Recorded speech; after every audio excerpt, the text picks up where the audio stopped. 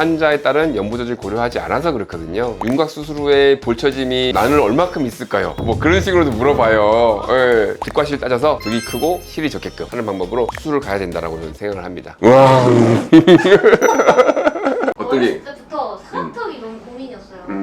그래서 양악을 갖고 싶다 이 생각을 했는데 양악은 큰 수술인 것 같아가지고 윤곽 한번 받아보려고 하는데 양악이랑 윤곽 중에 뭐가 덜 큰 수술이에요? 덜 큰 수술, 윤곽 수술이 맞긴 해요. 근데 양악 수술이다, 윤곽 수술이라는 선택이라는 것은 교합 문제 먼저 고민을 해야 되는 거거든요. 그래서 개선해야 되는 범위가 클 때 이제 양악을 조금 적용을 하고요. 양악이 더 큰 수술이기 때문에 더 효과가 크다라고 생각을 해서 나는 효과 큰 걸로 가야지 양악이다. 그건 아니에요. 거기에 맞는 적응증에 맞는 수술을 저희가 권해드리는 거고 무리한 적응증을 한다면은 그 문제가 생길 수도 있겠죠. 그래서 진단은 저희가 환자분들은 거기에 맞게끔 상담을 받으시고 같이 고민을 하시고 진행을 하시면 될 것 같아요. 근데 지금 같은 경우에는 교합 평면이나 그런 것도 이제 괜찮고 단지 조금 각이 도드라져 보이고 그리고 얼굴이 좀 입체감이 좀 떨어져 보이는 쉽게 말해서 넙대대해 보이는 얼굴 때문에 이제 고민을 하시는 거잖아요. 예, 그래서 제가 보기에는 윤곽 수술로 조금 더 개선을 하는 게 맞는 방법일 것 같아요. 제가 안 그래도 이것 때문에 윤곽 막 뒤져봤는데 윤곽 수술 막 부작용 많다 하지 마라 이런 것도 많더라고요. 그렇죠. 왜 그런 거예요?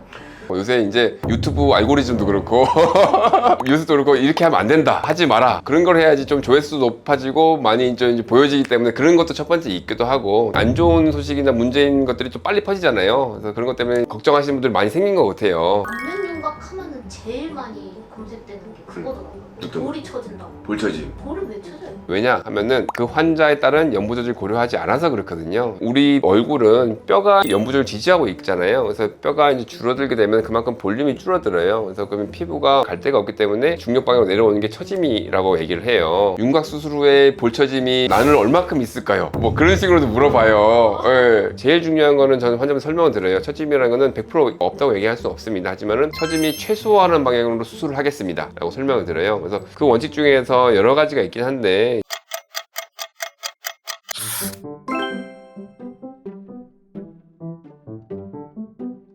볼처짐이라는 거는 미리 이 사람이 얼마만큼 처질지를 좀 예상을 해야 되고요. 거기에 맞는 수술을 해야 돼요. 그래서 득과 실 따져서 득이 크고 실이 적게끔, 실이라는 거는 처짐이 적게끔 하는 방법으로 수술을 가야 된다라고 저는 생각을 합니다. 볼처짐 말고도 분류함, 감각 이상 감각 이게 이상. 뭐 그렇게 흔하다고 하는데 둘 다 그게 막 흔한 부작용인가요? 흔한 부작용이 아니고 제일 많이 검색되는 부작용이에요. 특히 분류학 같은 경우에는 광대 쪽에 많이 오거든요. 그래서 고정이 약하거나 아니면 뼈가 약해서 이 고정점이 틀어지거나 하는 경우가 있고요. 그리고 고정점이 틀어지지 않으면 힘 받는 부위에 정확하게 고정이 돼야 돼요. 근데 우리가 뼈를 삭제하거나 아니면은 뼈와 컨택 면적이 줄어들면은 나중 돼서 벌어지는 경우가 많이 있어요. 그래서 절골할 때 충분히 그런 걸 고려를 해야 되고요. 그리고 고정점 위치도 뼈가 단단한 데 잡아야 돼요. 그래야지만은 분류압을 좀 예방할 수 있고요. 신경 손상은 윤곽 수술한 다음에 어느 정도 올 수 있어요. 근데 신경이라는 거는 이제 전선하고 똑같거든요. 신경 다발이 있으면 밖에 피복이 있어요. 우리가 이제 수술하면서 피부가 당기거든요. 안에 우리 기구로 당기고 하다 보면은 피복이 좀 벗겨져요.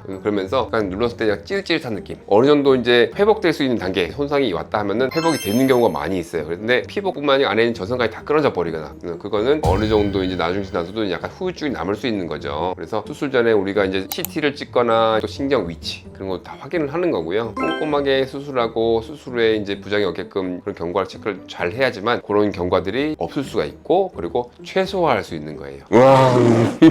분류업하고 신경손상뿐만 아니고 여러 가지 문제가 있을 수 있어요. 그래서 윤곽한 다음에 피부가 생긴다든지 아니면 좀 커져 보인다든지 여기는 통증이 자주름이 생긴다든지 거기 소리가 나든지 여러 가지로 문제가 생길 수가 있어요. 수술 전에 계획을 꼼꼼하게 세우고 연부 조직이 얼마만큼 변화하는지를 고려해야지만 그런 문제를 좀 줄일 수 있을 것 같아요. 많은데 그러면 안 받는 게 더 좋은 거 아니에요? 부작용이라는 거는 100% 없는 수술은 거의 없어요. 근데 부작용보다 득이 굉장히 크다. 많이 이뻐질 수 있어. 많이 변할 수 있어. 하면은 충분히 할 이유가 있는 거예요. 근데 득은 요만큼인데 실이 이만큼이다. 그건 좀 고려해 봐야 되지 않을까 싶네요. 고생하셨습니다. 조태꾸알.